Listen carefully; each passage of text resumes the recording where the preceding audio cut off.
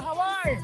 Ramdam na ramdam po namin ang inyong buong pusong paghihintay at pananabik na makasama po ang ating pong mahal na Pangulo. Alright. Kamusta po kayo? Talagang nakita po namin. Excited po talaga kayo. Woo! Pbbm Sara, Pbbm Sara, Pbbm Sara, Pbbm Sara. Come on, Pbbm Sara, Pbbm Sara. Hey, hey, hey, yeah. Let's go, yeah. Pbbm, come on. Ang aming pinakamamahal na Pangulo ng Republika ng Pilipinas.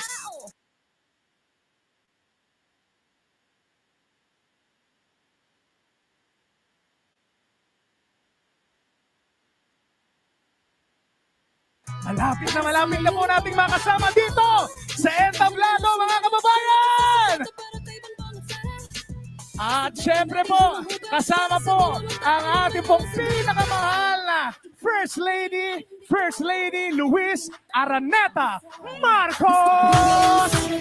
Hey, hey, yeah! Come on, everybody! Kung papansin nyo, sa tugtog pa lang, ang ipinopromote po ay Pbbm Sara. Meaning,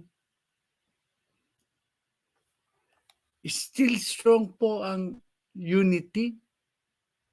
Sa event po ito ni Pbbm sa Hawaii. Okay. So, yung mga pilit na bumubuwag sa unit team ay hindi nila alam ang sinasabi nila. Alam po namin na sobrang excited na po kayo Pbbm Sara sa pagpasok sa pagdating ng ating mahal na Pangulo. Di marunong mag-analyze. Yung nararamdaman nyo po, nararamdaman ko rin po yan. I'm also excited. Come on, everybody!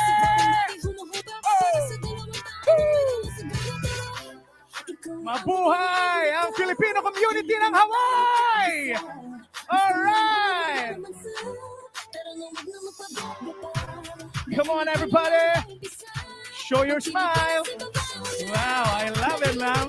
Thank you! Yeah, Pbbm Sara, Pbbm Sara! Yeah! Come on! Come on! Come on! Nagtatawa ng grabe, sarap naman tingnan yan, na pilit bumubuwag ang unity team. Sino po dito ang gustong marinig kumanta ang ating mahal na Yusek? PY Kauna, sino po dito? Come on, make some noise! Woo! Alam niyo po si Yusek, isa po sa napakahusay ng mga awit po niyan. Siya po ang ating undersecretary ng Department of Migrant Workers. Undersecretary PY Kauna. Yeah! Woo!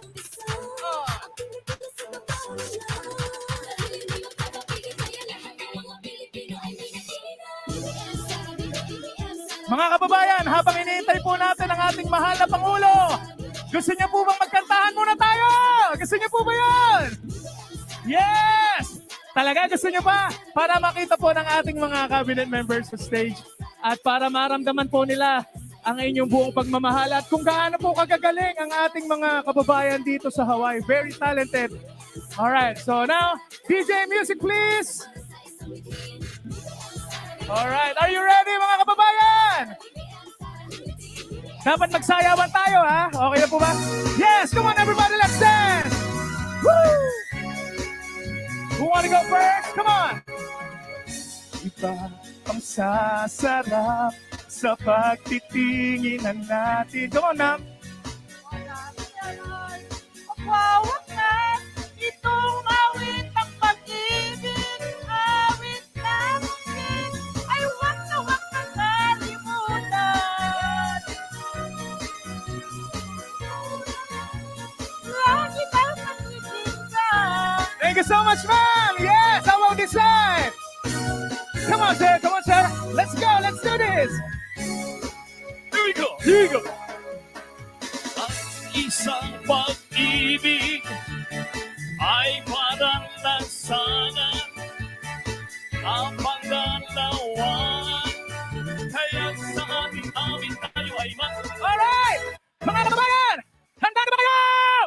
Nandito na ang Tigre ng Norte! Ang ika-17 Pangulo ng Republika ng Pilipinas, President Ferdinand Romualdez Marcos Jr.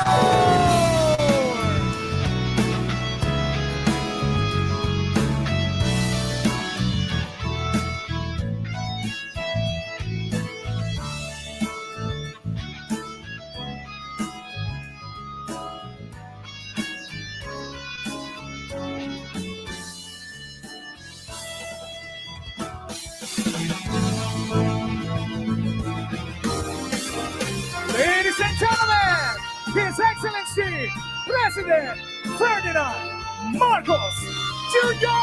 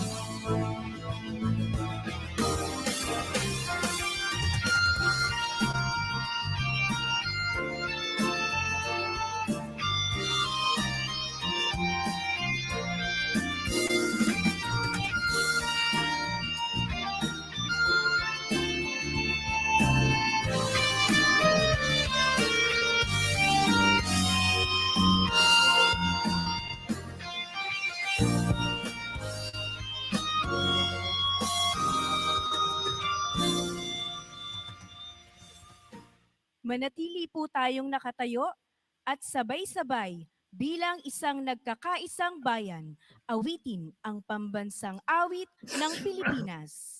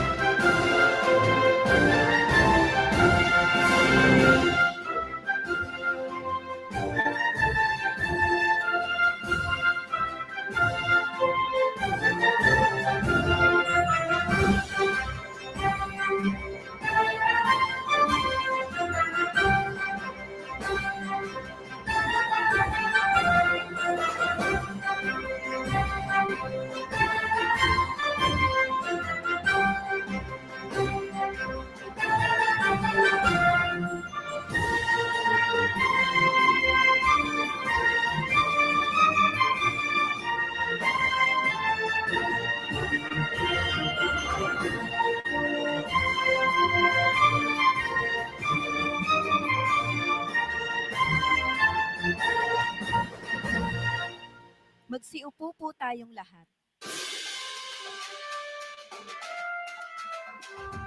Upang maghatid ng kanyang pambungad na mensahe, ang ating ambasador para sa bansang Estados Unidos, Ambassador Jose Manuel Romualdez.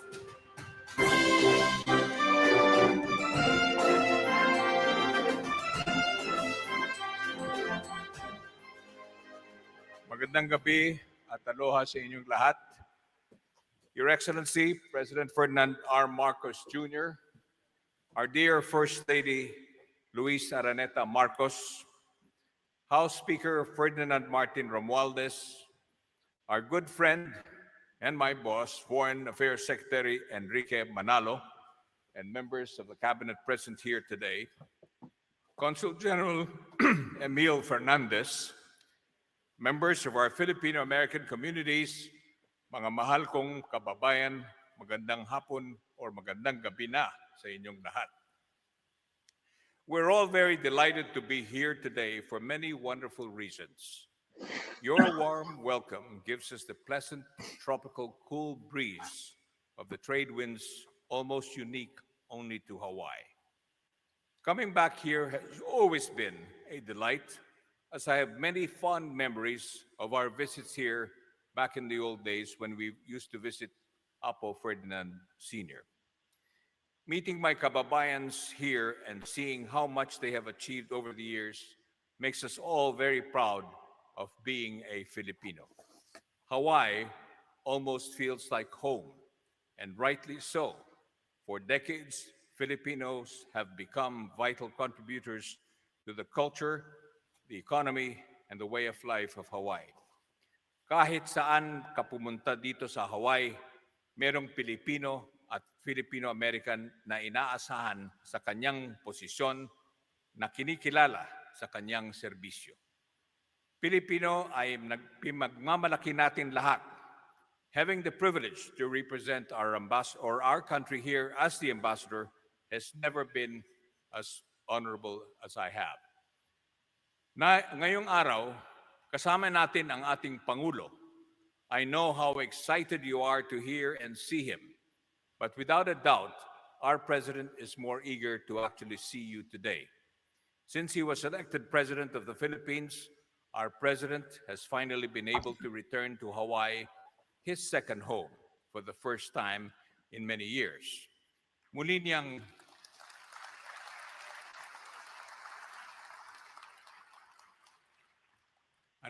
muli niyang makakasama ang mga kababayan niya at marami siyang kaibigan dito sa Hawaii, kayong lahat na matagal niyang hindi nakita. Our President was in San Francisco a few days ago to participate in the Asia Economic Cooperation or meetings and made a stop in Los Angeles for another economic engagement before heading back home. But before going back to the Philippines, he made sure he came to Hawaii, a stop which I also personally made sure to include in the President's program. Our President could never have been happier to be here today.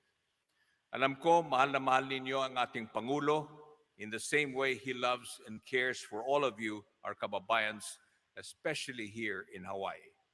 The President has been hard at work to fully realize the vision and dream of your dreams for the Philippines and for all the Filipinos. Let's put all our efforts together in support of our President to build a new Philippines, o bagong Pilipinas, a country that is peaceful and progressive, and where no one is left behind. Maraming salamat at mabuhay po kayong lahat. Maraming salamat po ang Napansin ko, mahusay na politiko si Speaker Romualdez. Parating nakadikit na kay President Bongbong Marcos. Diba? Yan ang ginagawa ng politiko kung may ambisyon. Be with someone who is popular. And, I think he's making the right moves. Parating dumidikit kay Pbbm. Ambassador Romualdez. At ngayon naman po, para handugan tayo ng ilang awiting pupukaw sa ating damdaming makabayan, isang masigabong palakpakan para sa ating OPM icon, Florante. Matagal na niyang kaibigan si Florante. Idol ko yan si Florante. Isang pinakagusto kong kanta niya, yung kantang Upuan. Dedicated po yun sa kanyang tatay. Tsaka tatay ni Pbbm.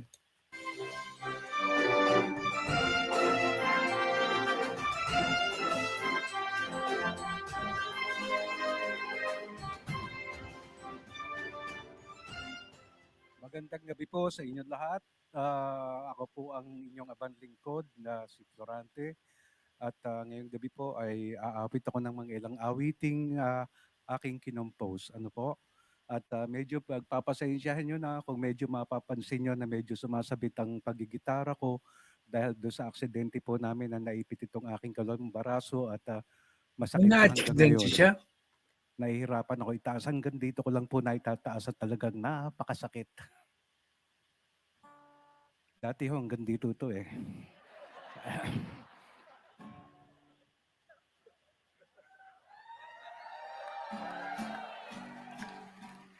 Ay, nako. Magandang gabi po. Ayan. Medyo mahina. Pwede pang makitaas lang. Hindi yung gitara, no? Yung budget ang sinasabi ko. No? At, para po sa inyo lahat.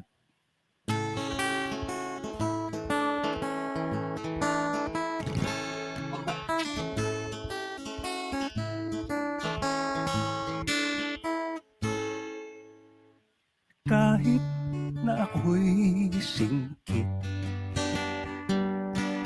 ako ay hindi hinchik, lalong hindi mukhang kano, pagkat ang ilong ko'y sobra naman kayo. Pero kahit ganyan yan, sisiguruhin ko po sa inyong 100% ako'y isang Pinoy sa puso't diwa. Pinoy na isinilang sa ating bansa. Ako'y hindi sanay sa wikang mga banyaga. Ako'y Pinoy na mayroong sariling wika. Sabayan naman ako. Wikang pambansa ang gamit kong salita. Bayan kong sinilangan, hangad kong lagi ang kalayaan.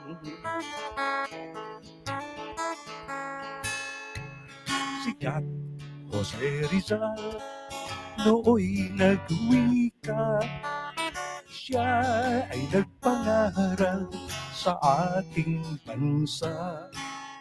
Ang hindi raw magmahal sa sariling wika ay higit pa ang amoy sa mababong isda.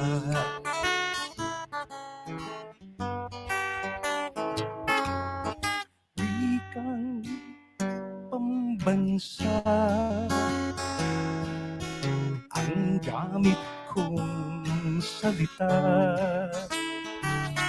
At bayan kong sinilangan, hangad kong lagi ang kalayaan. Ako'y isang Pinoy sa puso't diwa. Pinoy na isinilang sa ating bansa.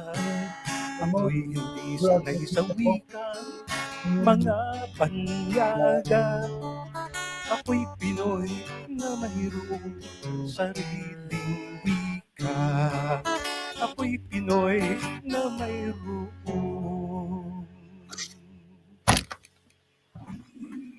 tagal naman. Sariling wika.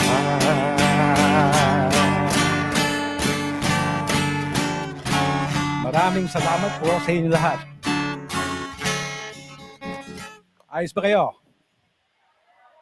Ako medyo hindi ganun kaganda ang hindi ganun kaganda pakiramdam ko dahil sa LA po kanina, inambitahan ako ng kumpare ko na nananghalian ako sa kanila. Okay naman yung pagkain except yung isda, yung bang dalagang bukid.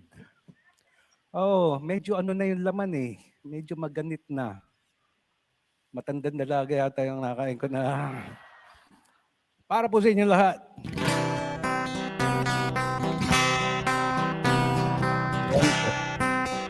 Pagising na siya. Parang kailan lang Ang mga pangarap ko'y kahirap I'm live. abutin. Dahil sa inyo, napunta ako sa aking nais marating. Yung favorite song ko. Nais ko kayong pasalamatan kahit man lamang isang awitin. Parang kailan lang halos ako ay magpalimos sa lansangan. Dahil sa inyo, ang aking tiyan at ang bulsa'y nagkalaman. Kaya itong awiting aking inaawit, nais ko'y kayo ang handugan.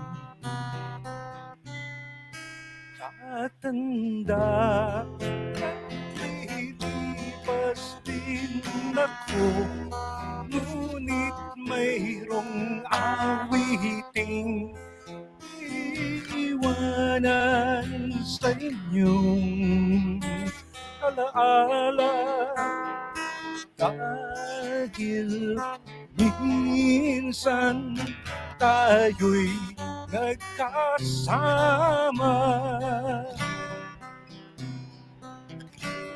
Alam nyo, natuwa ako nung may nagsabi sa akin na ako raw ay ilalagay sa cabinet ng ating Pangulo. Hindi lang daw po natapos barnisan yung kahoy at parang kailan lang ang mga awitin ko ay ayaw pakinggan. Dahil sa inyo, narinig ang isip ko at naintindihan. At dahil dito'y ibig ko kayong ituring na matalik kong kaibigan. Tatanda at lilipas din ako, ngunit mayroong awiting iiwanan sa inyong alaala.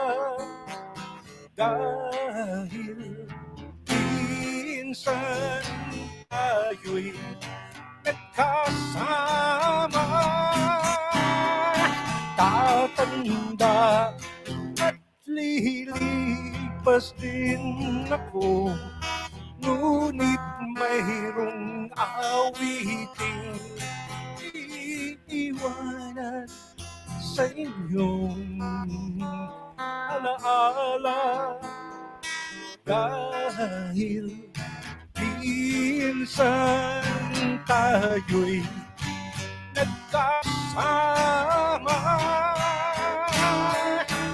Dahil minsan tayo'y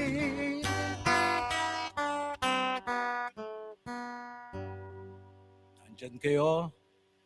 Narito yung ating mga kasamang mga madadangal na panauhin. And of course, ang atin pong Pangulong Ferdinand Bongbong Marcos at ang kanyang baybahay na si Lisa Araneta Marcos. Masasabi natin ngayong gabing ito sa Hawaii tayo ay nagkasama.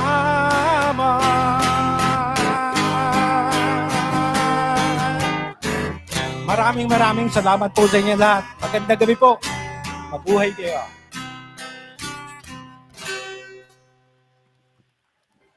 Maraming salamat, OPM Icon Florante.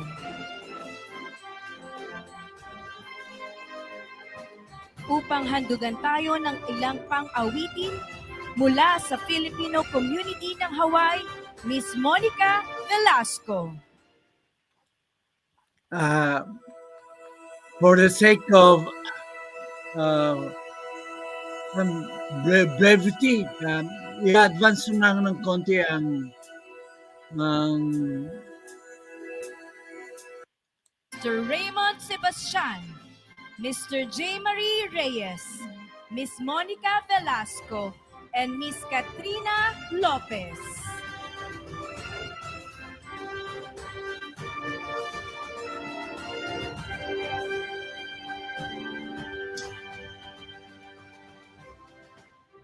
ipakilala ang ating panauhing pandangal, ang kalihim ng kagawaran ng ugnayang panlabas, Secretary Enrique Manalo.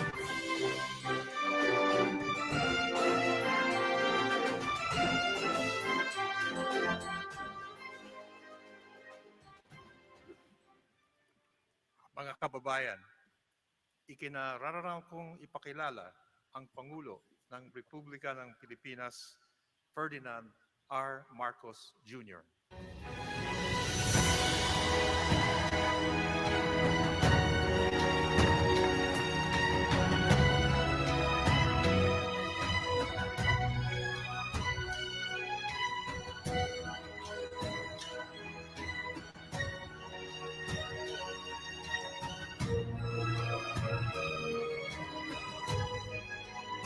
Maraming salamat sa ating kalihim ng Department of Foreign Affairs sa kanyang pagpakilala. Secretary Ricky Manalo, please take your seats. And let me say what I have waited very long time to say.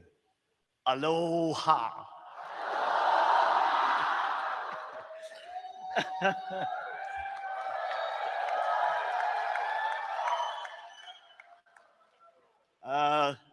Alam niyo po, as I'm sure that they have told you, we have just come from San Francisco and Los Angeles. San Francisco, we attended the APEC conference.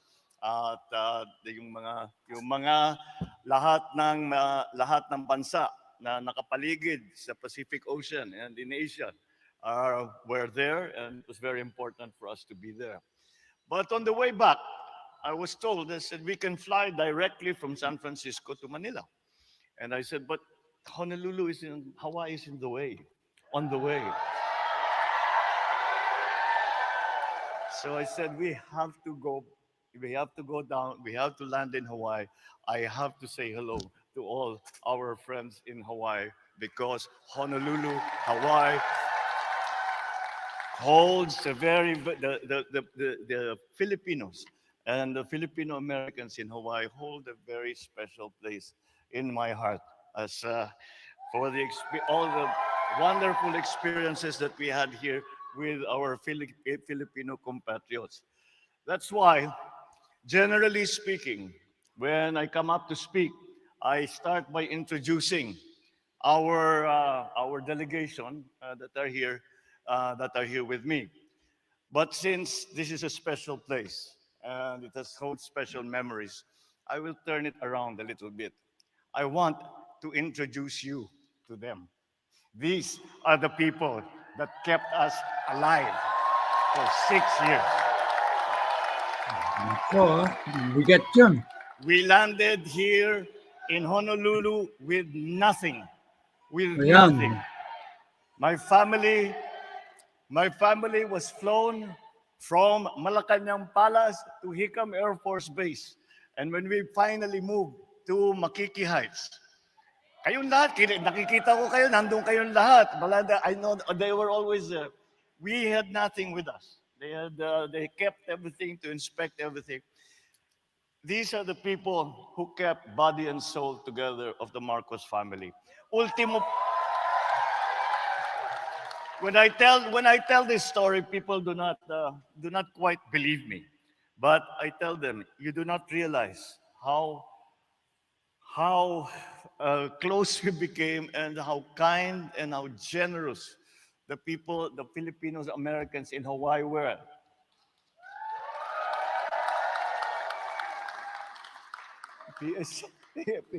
PSC, mga PSC, dating PSC. Oh, kita mo? These are your predecessors. Ito yung mga dating presidential security. Ito mga naiwan na dito. Ito yung mga sumama sa amin. At they already found that place. Pati po yung nag-entertain sa atin, si Florante.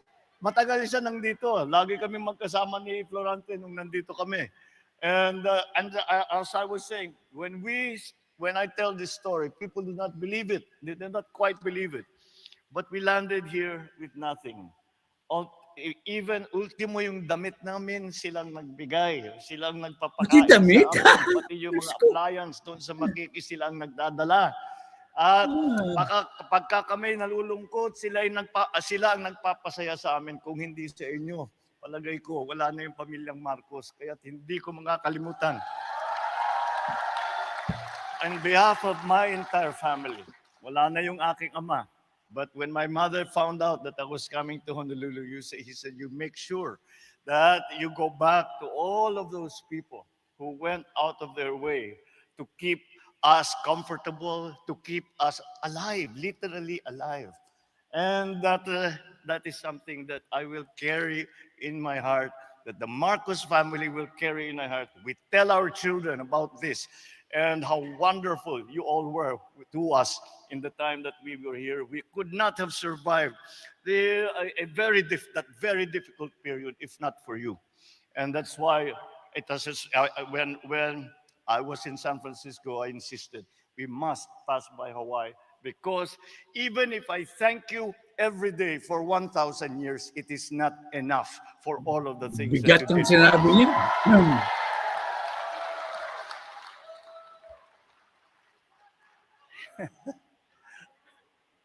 Naalala ko tuloy yung mga ano sa Makiki, kung ano yung mga ginagawa. These are the leaders of the Filipino community. Yung iba wala na. Si Manong Joe wala na. Yan na. Yan. So, you know, he's telling the truth. He even knows the names. Wala na, tumanda na tayo lahat, Manong. Naka-wheelchair na. But without you, siyang nauuna. Siya talaga. Ang sabi sa akin, when I first arrived here, kausap ko si Uncle Kokoy, your father. And I said, bakit nandyan yung Jolaso? Sino ba yan? Sabi niya, nako, kung hindi lang pangalan mo Marcos, mas loyalista pa sa Marcos yan.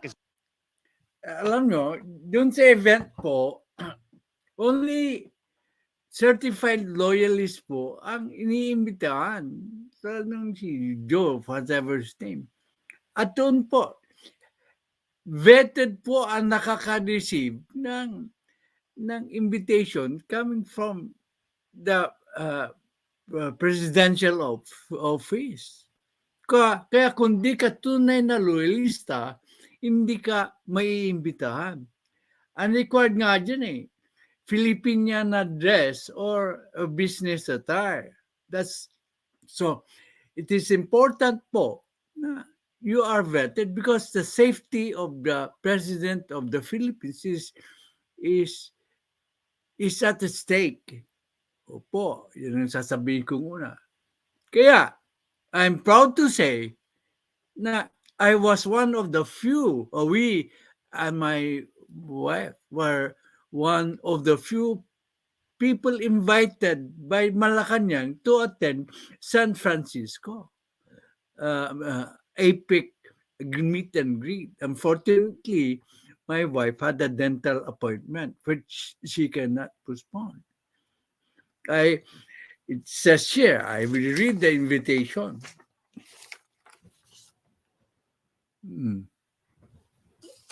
My wife says, I can read it because the details are, the invitation lang, so I start. The Philippine Consulate General in San Francisco requests the pleasure of your company to the Filipino community meeting of President Ferdinand R. Marcos Jr.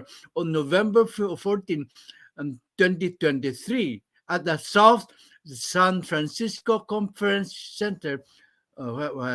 The prescribed attire for the event is Filipiniana or business attire. Your designated time of entry of the venue event is at 2:40. Other details I should not disclose because it is bawal po. Okay. Yan. So, for those who still doubt my being a loyalista, yan ang patunay po na ako ay tunay na loyalista. Yung mga nagdududa. Because only very few people receive an invitation from Malacanang. limited po ang seating capacity. Unfortunately, sabi ko nga, hindi kami naka-attend. Okay. So much for that. Isa sa'yo. At yan ang mga tumutulong sa amin. Those are the people, these are the people who really that we as a family, we as individuals, owe a debt of gratitude that we will never ever be able to pay. But now it's time to go back and introduce to you ang ating mga kasama dito sa delegasyon natin. Kasama po natin ang Speaker ng House of Representatives, Speaker Martin Romualdez. Oh, Andito rin po ang thank you, Riddler. Official Vlogs. Regular member ka ulit. Okay. Thank you. Riddler. Okay. Is my friend. Inimbitan ako, Jonathan, inimbitan ako sa San Francisco meeting ni Presidente Marcos, pero hindi kami nakarating kasi may dental appointment ni Mrs. ko. Okay.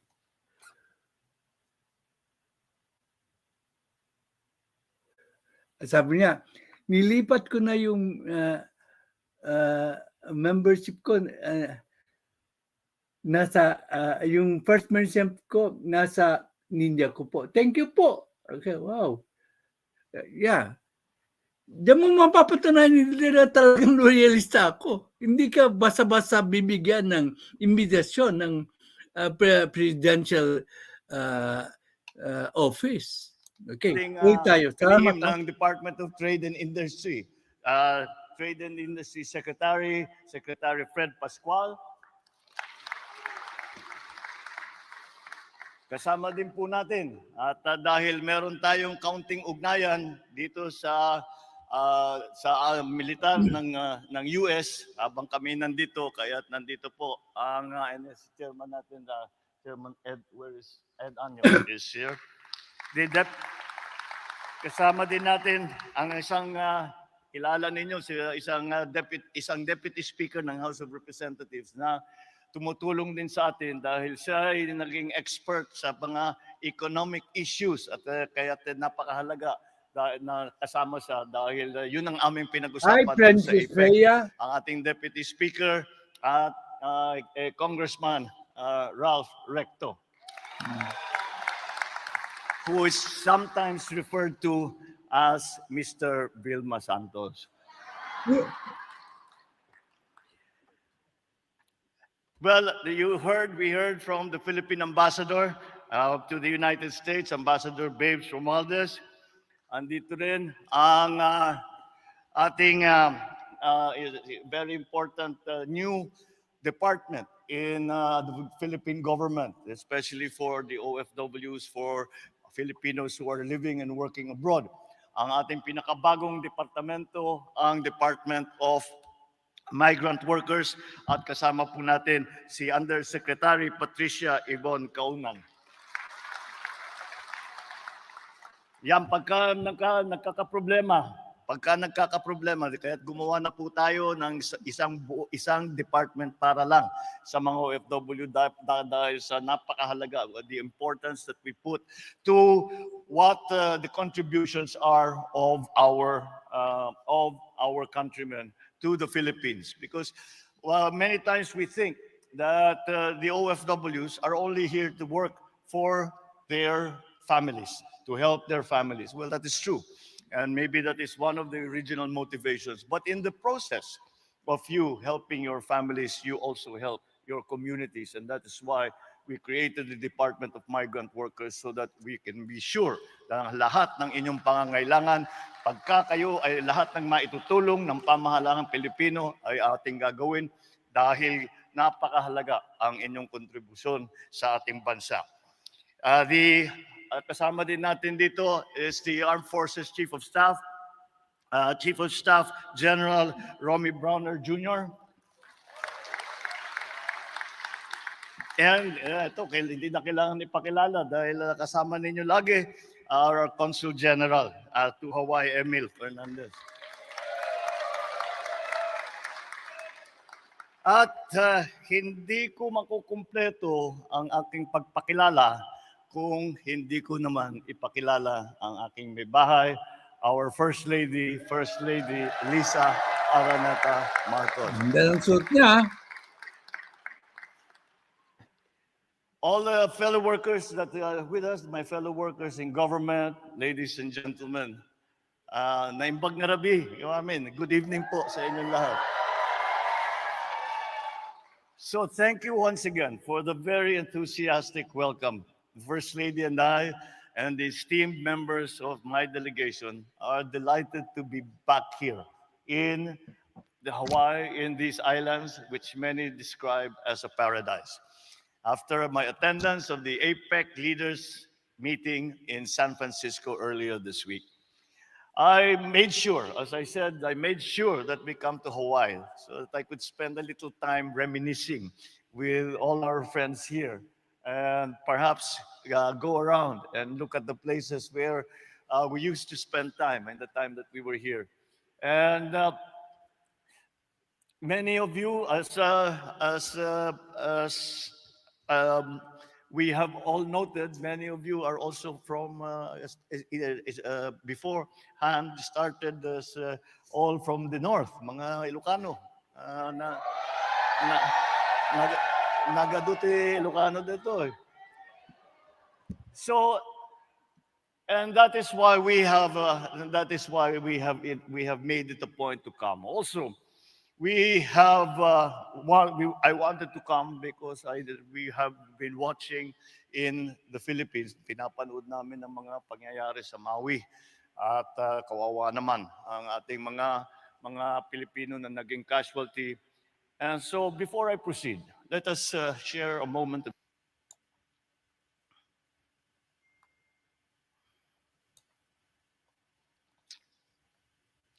We pray for strength and courage for the relatives and friends of those fatalities, as well as those who are still recovering and rebuilding their lives in the aftermath of that terrible disaster. I truly appreciate seeing you all here to celebrate the close connection that the Philippines has with Hawaii. My wife Lisa and I bring the fond greetings of our family and the Filipinos back home. For over a century now, the Filipino presence here has become part and parcel of Hawaiian culture. From the various industries, tourism, health, education, business, and political representation, the Filipinos' mark can be seen and felt, and indeed, even tasted. I know that Filipino cuisine is a staple even among non-Filipino friends and family now. And with 25% of the population of the state of Hawaii having roots in the Philippines, our rich 20%? and diverse culture has become deeply intertwined in the social fabric of the Aloha State. That is how deep the connection between us has been and will always be. Over the years, Filipino Americans and Filipinos have contributed such a great deal to Hawaii's economic development. Our connection began when 15 Sakadas arrived in 1906 as plantation work. They left sa Lumagi Port in Ilocos Sur. Yun yung una.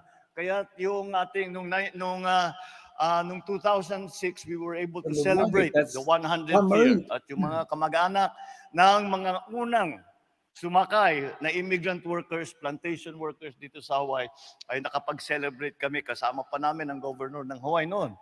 At dahil sa importansya na binibigay ng mga Hawaiano sa ating mga mga Pilipino ay hanggang Pilipinas nagkakampanya na ang mga American na kandidato ay para makuha nila ang boto ng Pilipino. At yan ang aming ginagawa nung nandito kami ni Manong Joe.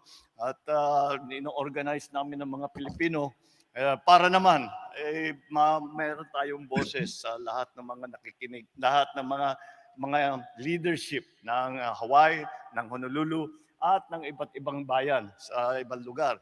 I remember talking to all of the governors and also the former mayor. If you remember, Mufi Haniman was the mayor for a while, and he was always saying that he's basically a Filipino. And that applies to not only the mayor but also all of the leadership na sila, lahat naman sila ay pinalaki ng Pilipino. Kaya malapit sa puso nila ang Pilipinas. Ah, Subsequently, Filipinos fought shoulder to shoulder with American soldiers during the war. We see now many very successful second and third generation Filipinos, as well as present day migrants who are indelible, an indelible part of our society. Because of you, the Philippines enjoys a very positive image in Hawaii. Thank you for all that you do for our country. And this is a characteristic that I have found.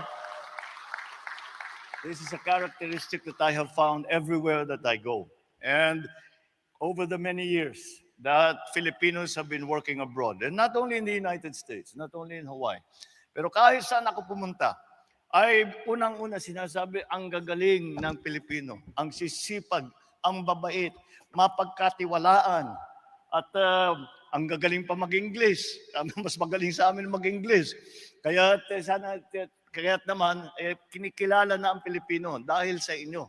It is because of your hard work. It is because of your talent. It is because of your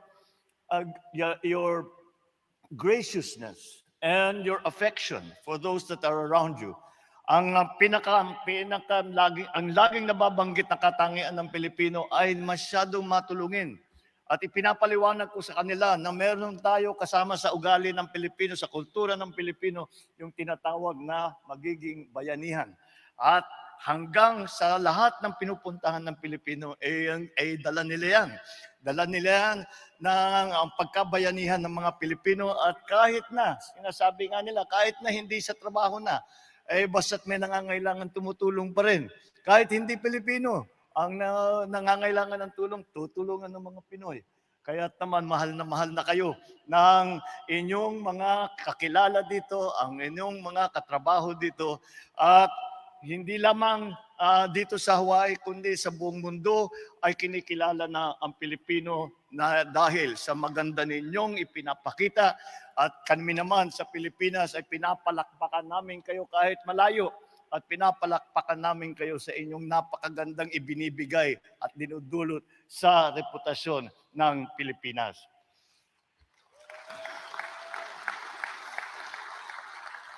I cannot go further without giving another word of thanks. Alam niyo po, nung kampanya, nung last year, nung kami nahalal ni Inday Sara, ay yan hindi kami nakapunta rito. Hindi kami makapagbiyahe. Gusto sana namin magkampanya kung saan-saan dahil sa dami ng Pilipino na sa abroad. Ay naisana namin. Ngunit hindi namin magawa dahil may COVID pa noon at hindi pa lumilipad yung mga eroplano kaya hindi kami makapunta kahit saan. Doon lang kami sa Pilipinas muna. And yet, I am told that I garnered 83% of the votes in Hawaii and in America, Samoa, during the voting exercise of last year.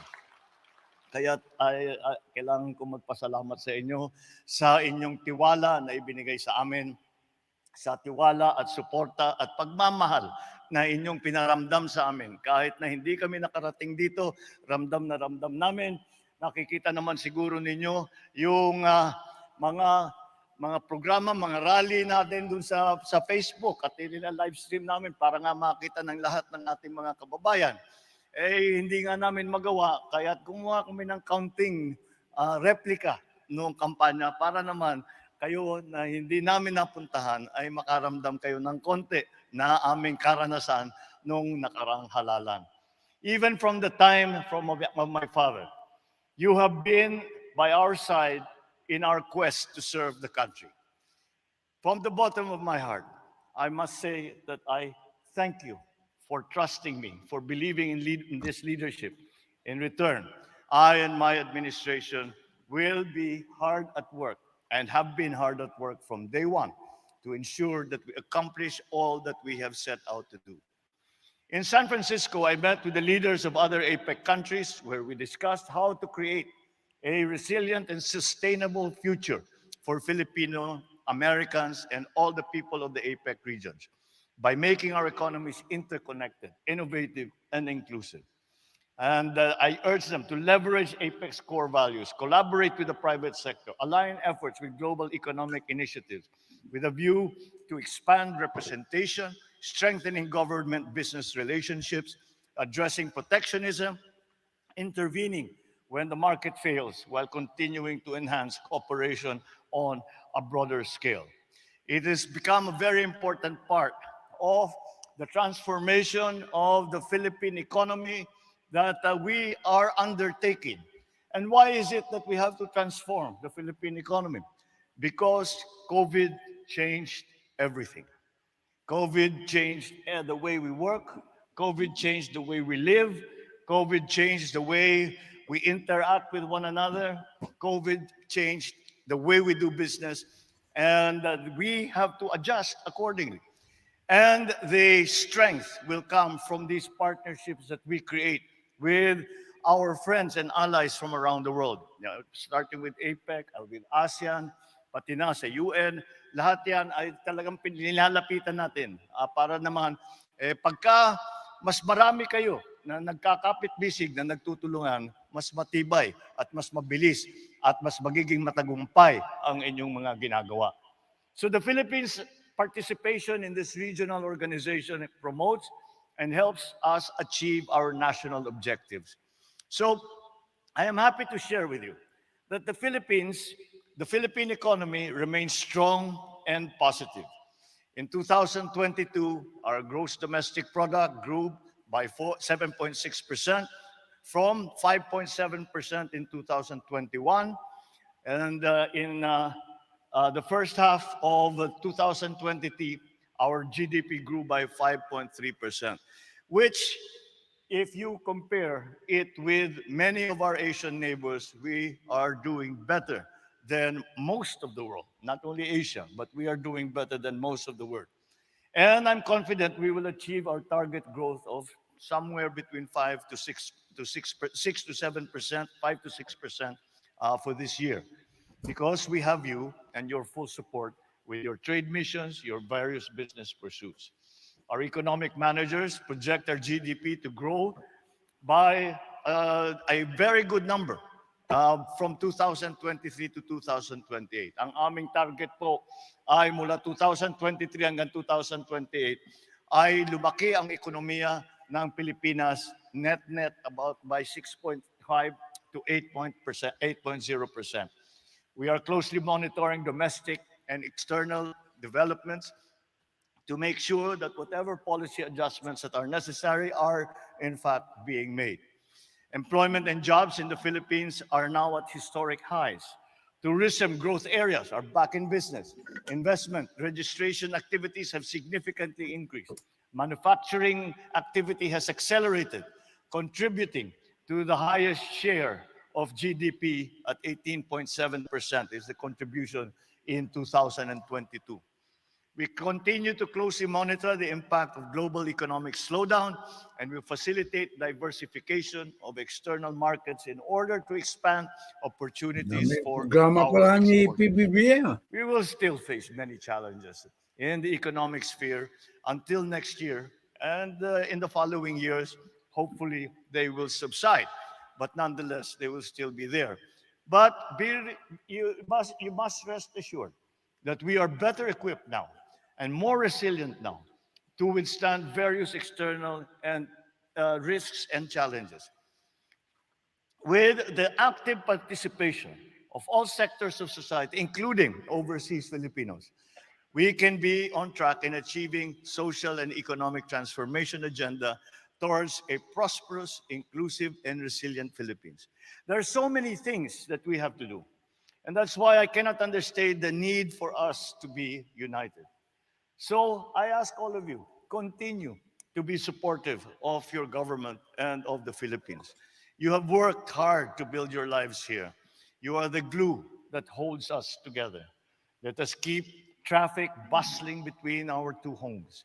Let us continue working together towards building a stronger Philippine Republic. I count on your support. Maraming salamat po sa inyong lahat. Mabuhay ang Pilipino, mabuhay ang Pilipinas. Thank you very much. Mahalo.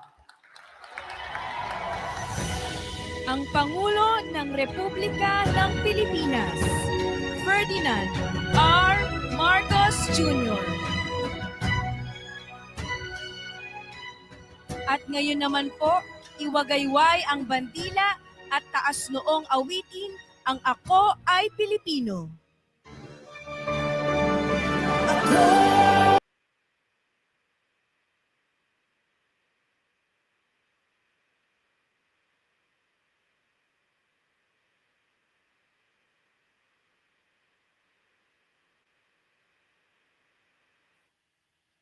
Oh, tapos na po yung event na nag-speech si President Bongbong Marcos. So, tinatapos na natin yung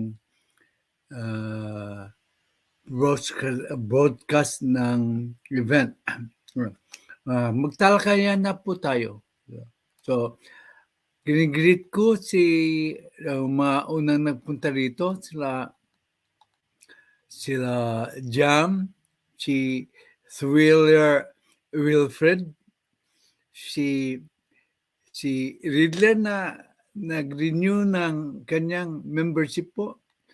Siya nga pala, yung mga magpapakape, hindi ko hiniging magpakape kayo, pero kung iniisip yung magpakape, I would prefer na idaan nyo na lang sa membership. Mas natutuwa po ako doon. Kung sakasakali mang magpakape kayo, idaan nyo na lang sa membership. Mas natutuwa po ako. Sabi ni Jonathan, where is my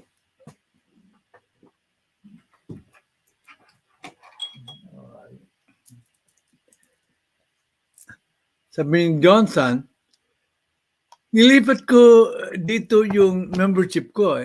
Yung first membership ko nasa Ninja. Okay. Salamat po, Jonathan. Riddler. Okay. Wow. Sabi niya, why sayang Jack? Tatay Jack. Sa mga nagdududa na loyalist po ako po ay nabigyan ng imbitasyon ng Malacanang office na umaten sa San Francisco. Kaya lang hindi kami nakadalo ni Mrs. kasi po may dental appointment siya na kailangan niyang paayos. Sayang nga yung opportunity to meet with the president. Okay.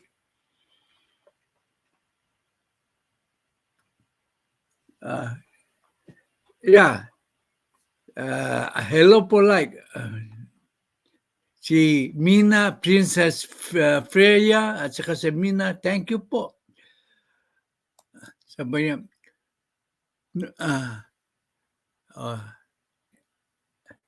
may bisita si Ceramic kanina. Si Eric Celis. Okay. Kagigising ko. Tapos na yung live show niya. Kaya hindi ko, I would have wanted to join in the conversation. Pero, alam mo na, kailangan din ng Tatay Jack first, no, ang matulog. But, i-replay kong yung last LS po ni Sir Amic. Galing-galing ni Sir Amic na kakapag-bisita siya sa mga sikat na broadcaster. Whether we like Eric Celis or not, but he is a well-known broadcaster sa SMNI, I think. Hindi ako nagkakamali. Katandem niya si former USEC na si Lorraine Badoy. Okay. Ang first topic po natin ngayon ay tungkol po doon sa akusasyon kay BP Sara na ang proof na siya ay pro-China is because she spoke Chinese in greeting them. This was further indicated by ang mahusay na vlogger na si Takeru Miyamoto in our last collaboration with Inaro Stories. Sabi niya, nadismaya daw siya na nagsalita ng Chinese si Vice President Sara Duterte. Bakit?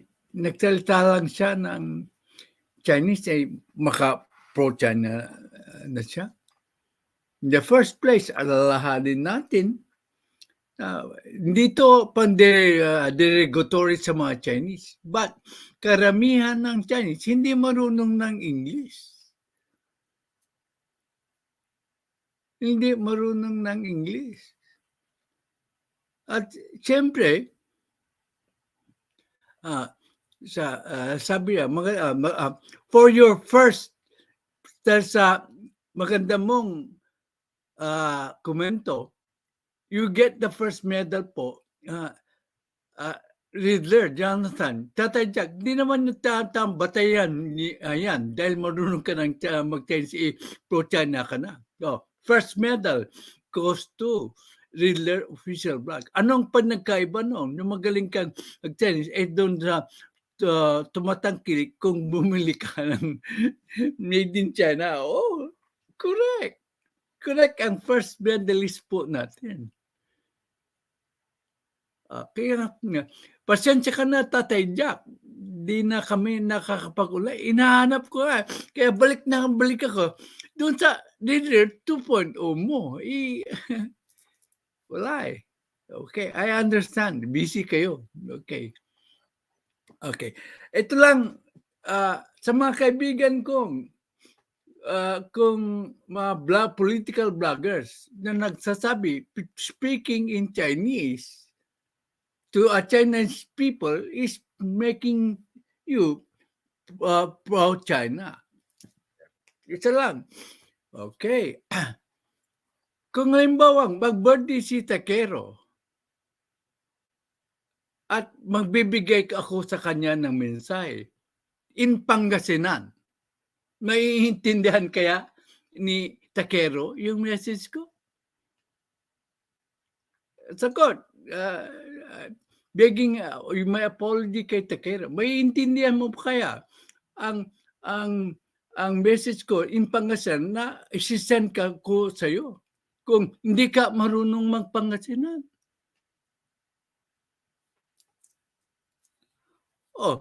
Di parang inutil ako na alam kong hindi ka marunong pagpangasinan ay ipapadala ng kita ng message in Pangasinan. Simple lang po, kaibigang Takeru. Kung yan ang basihan mo, yun ang basihan mo, ay mababaw na basihan. Pag pinangasinan kita rito, may intindihan mo ba? Kung baka minumura na kita, hindi mo maintindihan. Kasi ang mga Chinese po, huwag na nating ipagkaila na hindi sila marunong masyado sa English. Lalo na hindi sila marunong ng Filipino, Tagalog. Kasimple-simpleng explanation niya. Hindi niyo po makuha. Sabi ni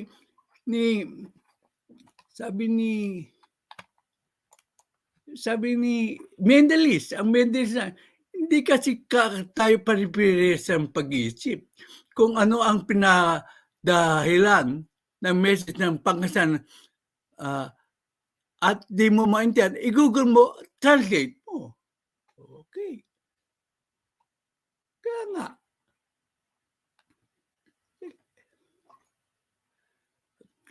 Redler, si Checkbilly alam. Tulad niya, nagpangasinan si Checkbilya. Naintindihan niyo ba ang sinabi niya? Kung di ko i-translate? Sabi ni Flexibilya, tatayag first, masantos, yaagaw, late na pala ako, ha? Naintindihan niyo ba yon? Nang message siya sa akin, yung Pangasinan. Kasi, Pangasinan ako, naiintindihan niya. Naiintindihan ko. Ikaw, naiintindihan mo konti ang Pangasinan. Pero karamihan dito, hindi marunong ng Pangasinan.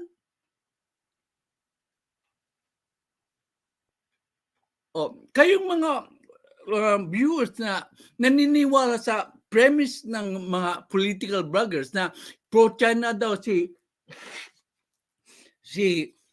Sara Duterte kasi nag-Chinese siya. Ngayon, yan ang proof ko na. Proof ko. Sutil ka, Medets, kasi naintindihan mo, kasi nag-Google Translate. Nag-Google Translate ka. Oh. No big deal sa akin, may Google na. No.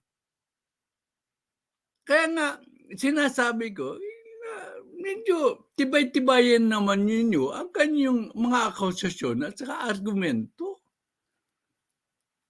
Oh. Para ka bang in international meetings ka, when they talk to the Chinese president, you have to do it in Chinese. May wrong translator po. Hindi ko man alam, sabi ni Sexy Villa, hindi ko man alam, pero sa ang mga tao, di bang layak kapag pupunta tayo sa lugar nila, kapag kinakausap natin siya, kahit pagbati natin siya, kanya natutuwa sila. Okay? For that, you get the final medal po, Sexy Villa. Oh. Di ba? Kung nagpupunta tayo sa iba't ibang lugar, we try to, kung nagpunta tayo sa Ilocos, we try to say, naimbag, Rabi, natutuwa sila. That's just basic in foreign relations. Naku, ang baba po ng dahilan kung ang gagawin yung basihan na porke nagsalita siya ng Chinese, ay maka-China na siya. Natutuwa sila. Besides, yung Chinese, let's face it, medyo galit sila ng konti sa Amerika. Kasi parang inaaway sila ng Amerika. Kung kakausapin mo sila in English na hindi naman nila naiintindihan, kandi naman lahat may Google Translator. Hindi parang ini-insulto mo sila. Ang mahirap tatay, yung tatatlo kayo, tas yung isa di makaintindi, yun ang kabastusan kasi parang out of the place ang isa. Okay, that's good. Hindi ibig sabihin, sabi ni Sexy Villa, hindi ibig sabihin, nagsalita ako ng friends, sa harapan ng friends, ay pro-France ako. Correct! Ang gagaling ng analista ko dito. Ang gagaling ng mga analista, she read that ako. Di ba? Gustong-gusto natin marinig ang mga Amerikano na magsasalita ng Tagalog. Tuwang-tunga tayo kung magsasalita ng Tagalog. In fact, tuwang-tuwa nga ako sa isang video na ang isang Russian lady kumakanta ng Tagalog. Tuwang-tuwa ako doon. Meaning, it's but natural to try to adapt to the culture of someone you are trying to talk to or talk with. Ano ba naman kayo? Pagkitidan ang inyong isip. Labay ko ni Bakad si Katekero, agmo masyado ni Ken. atikin si Vice President Duterte, labat siya ng salitay Chinese. Naintindihan mo ba yung sinabi ko? Wala masama sa aking sinabi. Pero naiintindihan mo ba? Kayo po, naiintindihan niyo yung sinabi ko in Pangasinan kay Takero? Kasi tatay, ang ibang masyadong sensitive pero totoo, insecure sila. Di nila lawakan ang pag-iisip maging diplomatic. Tama, hindi ko naisip ulit yung punto mo na it's part of her trying to be diplomatic. Palakpakan sa'yo, leader. Hindi ko naisip ang argumento niya. Ikaw ang nakapag-isip ng Hindi ko, I give credit to the one who thought about it. Hindi ko, minsan, it's na part of the diplomatic approach yan ni Sara Duterte. Sino nakapag-isip? Si Riddler. Kaya importante na nagdidiskusyon tayo rito kasi ako'y natututo sa inyo. Basta magalangan ninyong pagbigay ng inyong komento. Natututo po si Tatay Jack First sa mga komento nyo. Tulad ni Trexie Villan, just because I spoke French, does it mean to say that I am pro-French? Pag-isipan natin mabuti. Ibang isapan kung puno-puno mo ang China at pro-China ka talaga. Hindi na. At pro-China, hindi na. Wala siyang statement. Yun isa pa Hindi daw siya nagsasalita. Kasi hindi niya hindi siya nagsasalita tungkol sa West Philippines Sea. Hindi na po departamento ang foreign affairs. Naku. Hindi pwedeng makisawsaw siya. Pwede lang siya makisaw sa mga kaibigan kong political bloggers kung siya ay binigyan ng paintulot ng presidente na makisawsaw. Tingnan nyo ang nangyari sa Afghan issue. Nung hiningan siya ng opinion ng presidente, nagbigay siya. Na medyo sa palagay ko ay kontra sa posisyon ni President Bongbong Marcos. Kasi ganito ang mangyayari. Kung sakasakaling, let us take for example that she is pro-China. The worst comes to worst, I don't believe so, that she is pro-China. If she speaks in favor of China, what will it do to the stability of our government? Ang dalawang matataas na pangulo ay magkaaway na, magkaiba ng posisyon. Babanatan na makasara Duterte si Pbbm, babanatan ng mga loyalista at mga Pbbm si Sara Duterte. Di ba? Lalo lang magkakagulo.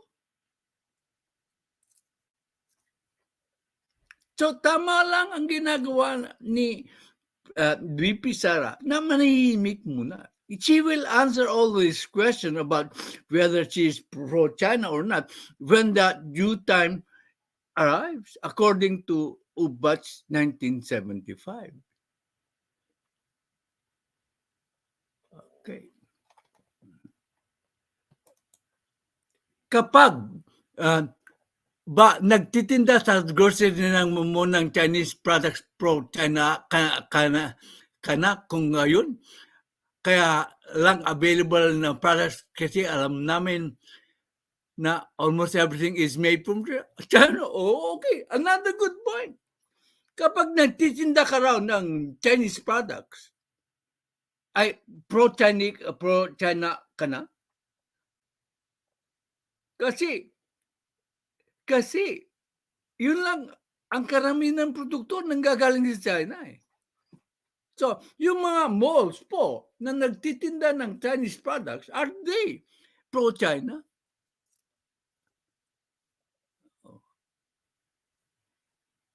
maganda na naman punto ni political blogger. Suportahan po natin na maigi yung vlogs ni Check Sibilia at saka ni Riddler. Saka lahat ng channel members ko na may political, may channel. Suportahan po natin sila. Kasi kailangan natin ng maraming pro-BBM na magkaroon ng channel. Congratulations, Reader. May medal ka ngayon. You excel in the recitation. Totoo naman. Maganda yung kanyang mga komento. Hindi ko nga naisip yung diplomatic approach yun na ginawa ni Sara Duterte. Kaya nagsalita siya ng Chinese. Sa kanya ko nakuha yun. Pandagdag ammunition ko yun. Riddler, salamat sa iyo. At saka sa iyo. Dahil ba yung sa comment mo, when I speak French, does it mean na I am pro-France? Magandang punto nyo. Magandang ammunition ko yun pag makipagdebate ulit ako. Kaya, napanood nyo na ba yung collaboration namin ni Takero, Inaro, at saka Jax? Are you proud of your Tatay Jack first? Na I can hold my own when it comes to discussions with other more seasoned political bloggers? Okay. Napanood ko po kapon. What will you say? Riddler. Oh, okay. Oh, so, replay po ako kapon. Oh, kinagamit mo na naman, hindi mo na ngayon. Oo nga, ate. Oh. Dito, credit is given to where credit is due. You deserve the credit po. Riddler, okay. Baka may show si Idol Banat Boy by 12 o'clock. So let's not make this until 12 o'clock. So let's go to, ang point ko lang dito is pag nagsalita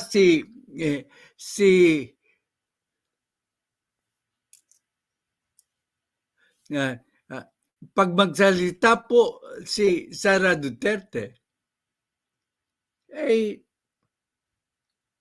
ano man ang sabihin niya, ay babatikusin siya.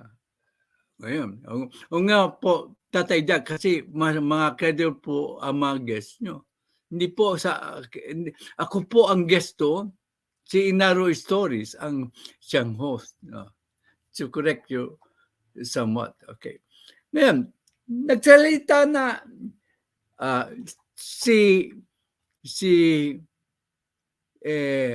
Sara Duterte tungkol sa relasyon nila ni PBBM. Incidentally, congratulate ko si Speaker Martin Romualdez for being so close, always on the side of PBBM. That means he is a good.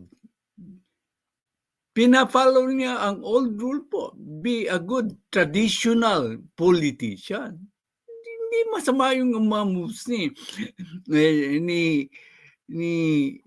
Speaker Martin Romualdez na panay ang dikit niya kay President Bongbong Marcos. That means he is a good traditional politician. He knows na pagdikit kay PBBM na somewhat yung popularity ni PBBM will rub off sa kanya rin. Oh, diba? Kung ako'y politiko, maybe ganun din ang gagawin ko if I have the opportunity. Nothing wrong about that. banatan na naman ako ng makadidiyas dito. Bakit mo pinuri si Speaker Romualdez? Siyempre, be fair. Hindi.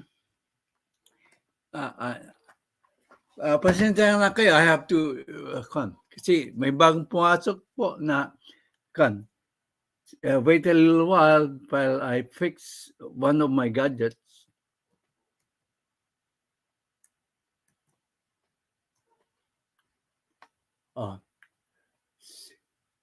So, this is the reason. She let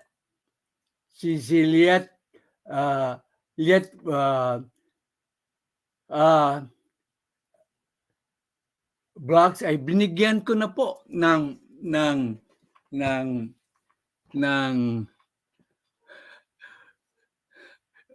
may panty ka na. Silyet. Anong panty hindi ko na alam yan.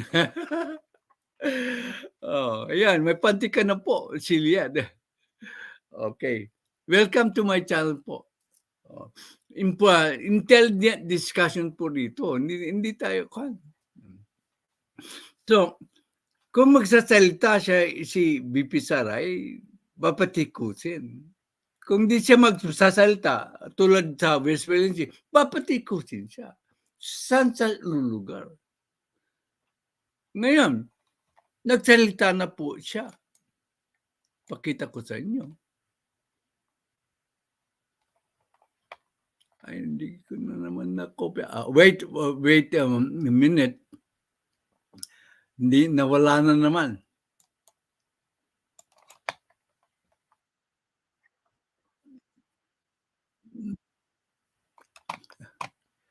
Nawala na naman. Ay, naku, hindi talaga. Teka, si tatay.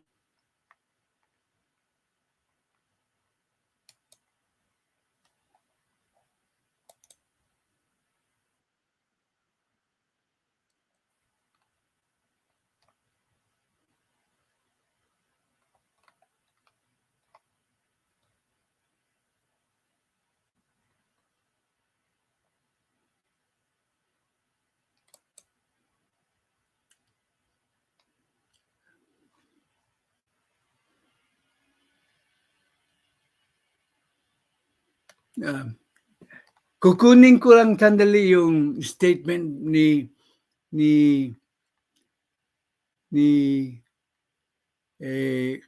Sara Duterte. Ay iprinit ko na yun dito pero nawala ko ulit. No why?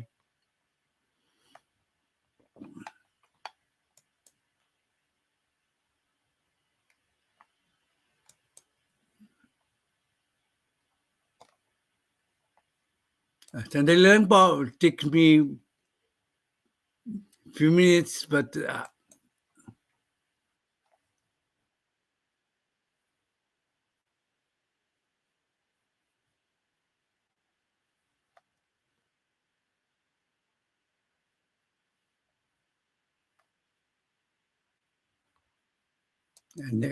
kukunin ko na lang yung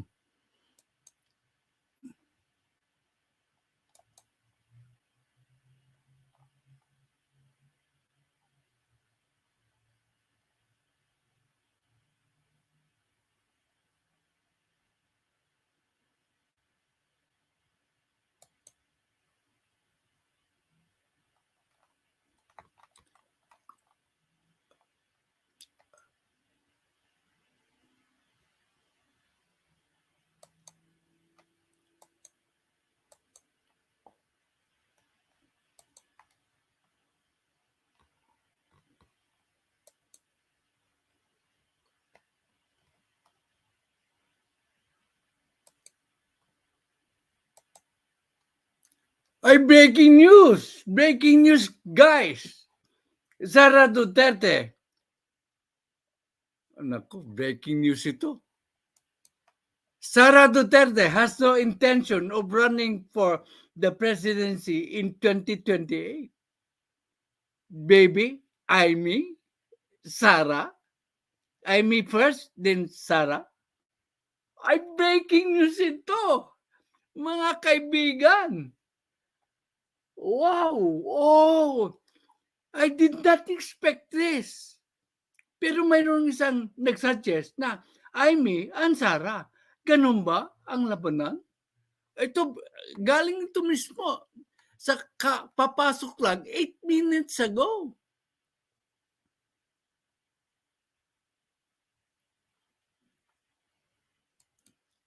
O yan, 8 minutes ago from the Inquirer. Nako, naka-scoop tayo.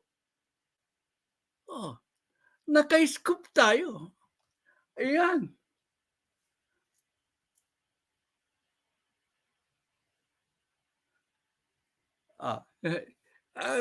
Tama ka. But then, Vice President, kaya dito kayo mag-stick. Hindi po ito fake news. Galing sa inquiry. Vice President, Manila, Philippines. Nababasa niyo dyan? Nababasa niyo dyan? Manila, Philippines.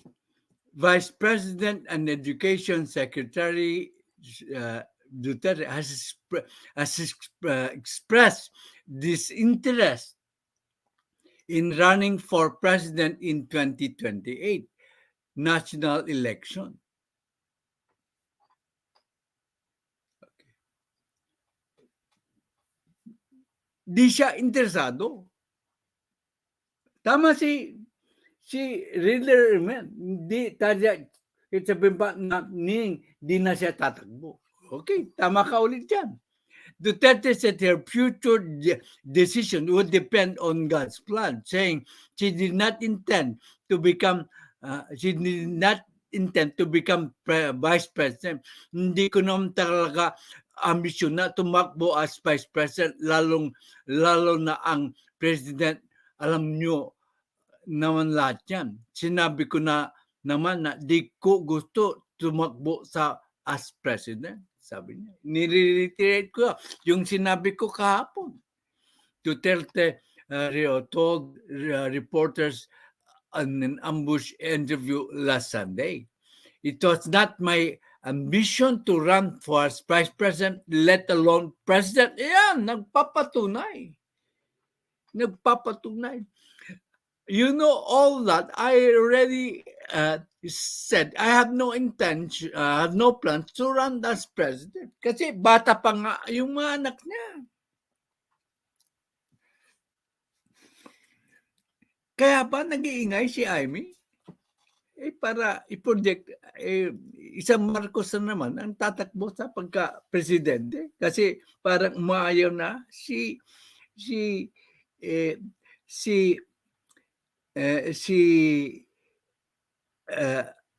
Sara Duterte sa ambisyon niyang maging presidente. Kaya ba nagbibigay ng olive branch si Speaker Martin Romualdez kay Sara Duterte? Maraming mga palaisipan ngayon na nangyayari. Kasi nagsalita na po si Sara Duterte. When asked about the rumors of alleged impeachment moves against her, they said they would release a statement addressing the matter at the appropriate time. Ganyan. Ang sinabi nga ni Ubbats 1975, tama na naman si Ubbats. She will address the issues in due time. And ang ginamit lang na word po dito ay in the appropriate time. Tama po si Ubbats sa aming collab kahapon. Sabi niya, the Sara will address the issues in due time. Iyon ang hindi nakuha na nakipag-collab sa discussion. She will address the issues in due time. Congratulations po kay Ubbats, ang aking direktora, for making po the correct analysis. Hindi lang po ang tatay nyo, ang magaling mag-analyze, pati yung direktora, pati sila Riddler, pati sila Texibilla, ay magagaling po mag-analyze yan. magagaling makipagbati yan. We currently are doing our diligence about this one, and we will release the comment in an appropriate time. Duterte said earlier, minor the deputy leader and ACT teachers party list representative Franz was quoted as saying that the discussions were circulating within the lower chamber regarding the potential impeachment of Duterte.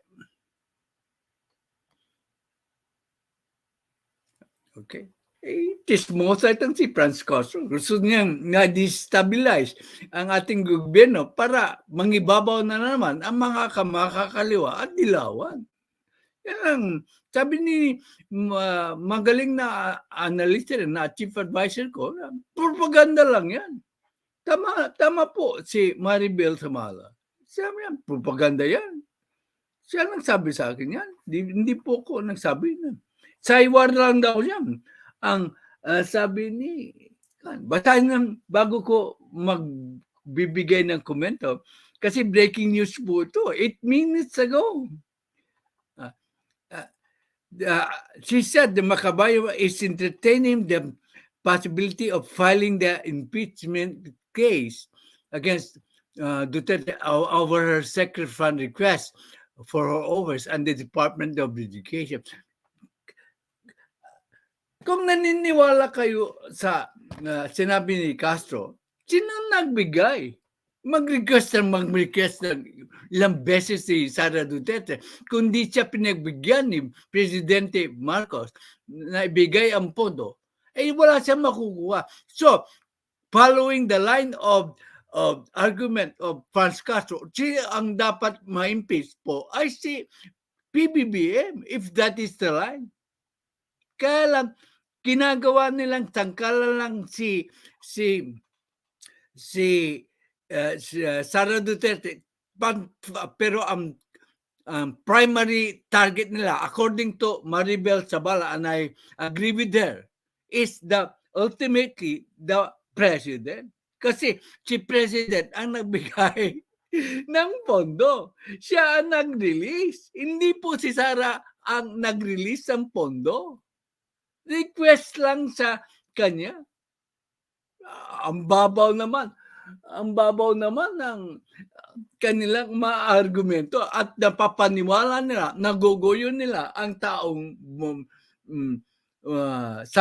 sambayanan. Kasi hindi marunong mag-explain yung mga political background. Gusto nila nagutungan itong isyong ito kasi yun ang magpapababa sa popularidad ni Sara Duterte. Sabi nga ni Amy Marcos sa 1PS, kaya banatan mo ang nangunguna through negative campaigning. Yun ang ginagawa ng mga ambisyosong pero politiko. Di ba? Tama na naman si Senami. Pagputuloy natin.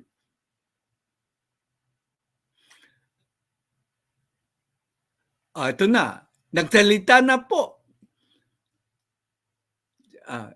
Hindi talaga. Duterte's anger as secret funds fund scrutiny queries opens crack in the unit team. Moreover, amid the reported cracks in the unit team, Duterte said her relationship with President Ferdinand Marcos is okay. Yan, nagsalita na po ang ating Vice Presidente. Hindi po yan basta-basta magsasalita.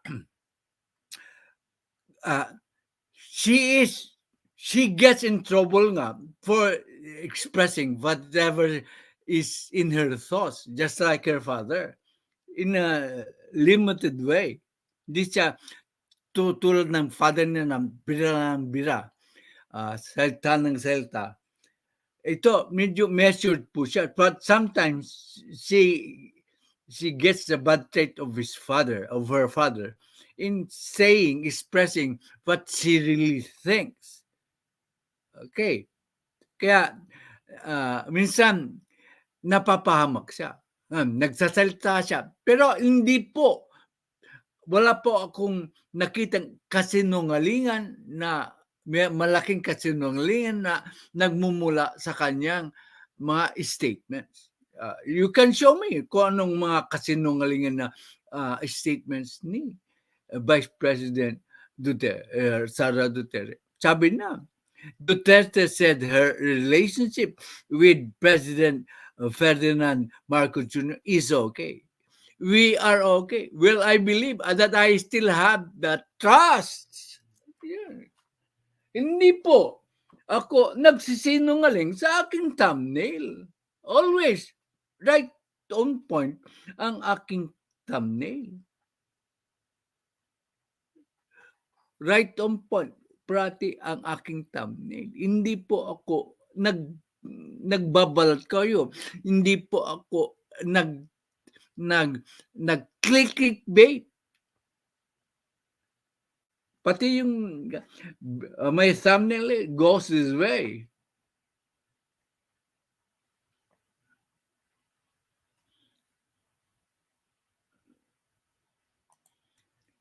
BP Sara says, Pbbm truster. Yun, di ba? Kababasa lang natin. Many bloggers say she is pro-China because she spoke Chinese. Narinig niyo yan sa aming kukulat. Hindi po ako nag-iimbento ng thumbnail ng aking itinata-thumbnail. Always right on the point. Wala pong clickbait dito. Wala pong clickbait. Kaya dito na lang kayo sa channel ko na always important in discussion. Okay, na-prove ko na po yung thumbnail ko that the president trust BP Sara. What are the evidences? Actual evidences. Yung departure po. Si Lisa Marcos is tumabi kay BP Sara. Hindi po siya tumabi kay Martin Romualdez na pinsan nila. Ang dinikitan po ni Lisa Marcos, kung hindi marunong kayong political analyst at blogger, ay sino? Si Lisa Marcos. Si Lisa Marcos dumikit kay Sara Duterte. Pinakita ko yan. Doon sa event sa Hawaii, anong pinapatugtog? Nandoon si Martin Romualdez. Ang pinapatugtog, Pbbm Sara. Pbbm Sara. Lahat yan ay planado ng Presidential Communication Office. Mag-isip-isip naman kayong mga political bloggers na pilit sumisira sa unit team. Hindi na po ako ang nagsasabi. Si Sara Duterte na mismo. Nung umalis po si Presidente Marcos, ang tanong ko sa inyo, nung umalis ba sa bansa si PRD, kasi yung sabi ng iba, I take this line of argument po.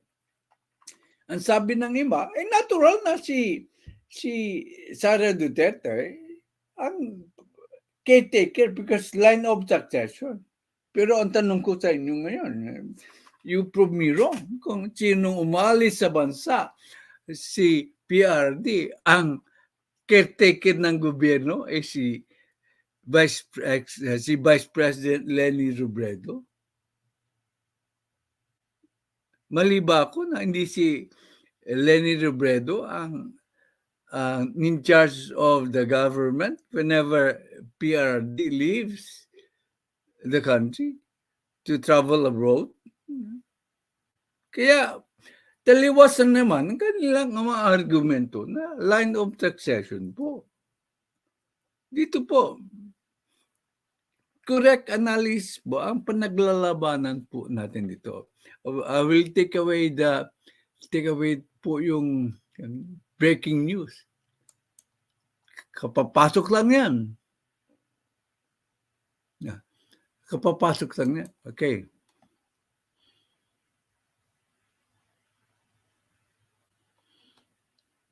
Okay.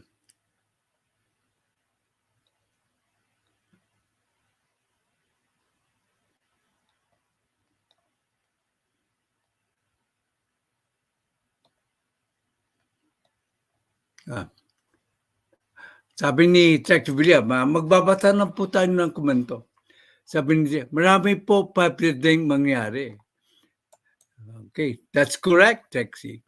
Dan sa short video mo, Texie, sabi niya. Kahit hindi po fake news yan, 2028 is still a long way. Meron pa pong 2025. Correct. Pero unahan na ni Sara Duterte ang usap-usapan.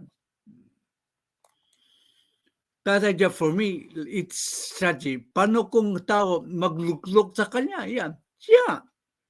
If there is a clamor, tama ka ulit. If there is a clamor, kaya it nandun sa kanyang statement. It all depends on God's plan. Kasi she had no intention of running for vice president. Tama ka ulit. Ang galing mo mag-analyze. Like PRD, ayaw niya pero pinilit siya ng tao. History repeats itself. Okay. Tama. Ang galing. Sabi ni, anything can change under the moon. Tatay Jack, as you can always say or promise things today, pero it can change. Remember po, si ating Lenlen, nung tinanong siya ni Mike Rene, sabi niya, hindi. Okay. Pero hindi po nagsisinungaling si Sara Duterte. It all depends on God's plans. Because she had no intention of running for vice president, but because of some insinuation, it was God's plan for her to run, napilitan siyang tumakbo. Kaya may lusot pa rin si Sara Duterte. Okay. I agree. Really, anything can happen and will happen under the moon. It can bring a strategy to please people and stop them from talking. Okay, very good ulit. I agree with you. I agree with you perfectly, Tracty Willia. Yung mga kulang sa katalinuhan na political bloggers, ay, supalpal na naman ngayon. Oh, nagsalita siya, bibirahin na naman siya. Oh. Ay, I feel no pinatal lang ni BP Sara ang mga issue ngayon, masyadong maaga pa. Mas magagawa niya mabuti ang trabaho niya sa ngayon. Correct again. Tama ka ulit. Riddler. I missed you when you are not here, really, Riddler.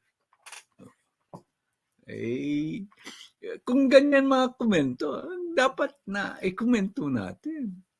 Wag yung bira ng bira. Kita niyo, pinuri ko si Speaker Martin Romualdez sa start of my show.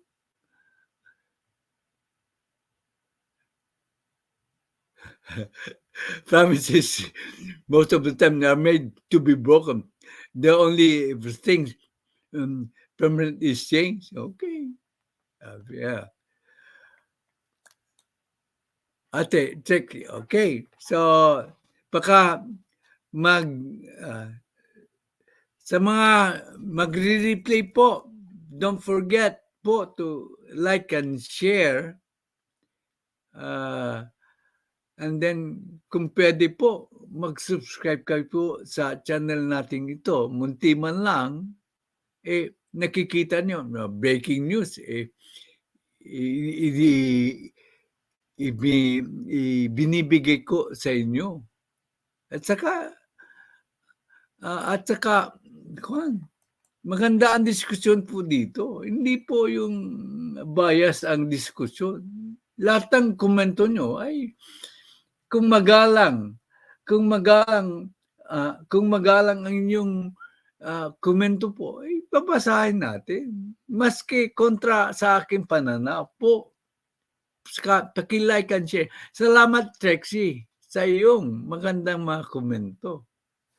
Saludo ako. Nasaan si dynamic duo mo? Ka-dynamic duo mong si Manang Pia. Namimiss ko siya. Okay. Okay. Salamat po. Maski konti lang ang nanood sa atin, tama na yun. Handa na nga akong sumuko kasi walang nanonood dito. Samantalang parating tama ang ating diskusyon, ang ating pag-analisa, walang nanonood. Mas nanonood sila doon sa mga political vloggers na ang gusto po ay awayan at buwagin ang unity. Kaya nga, wala namang sumusuporta talaga sa unity. Nga, gusto ko nang sumuko. Parang walang katuturan itong ginagawa ko. Hindi naman ako kumikita dito. Bakit ako nagpapakahirap? Dahil loyalista po ako. Loyalista ako ng mga Marcos. Pero loyalista, mas mahal ang bansa. Yun ang kaibahan. Loyalista ako na hindi magtatago ng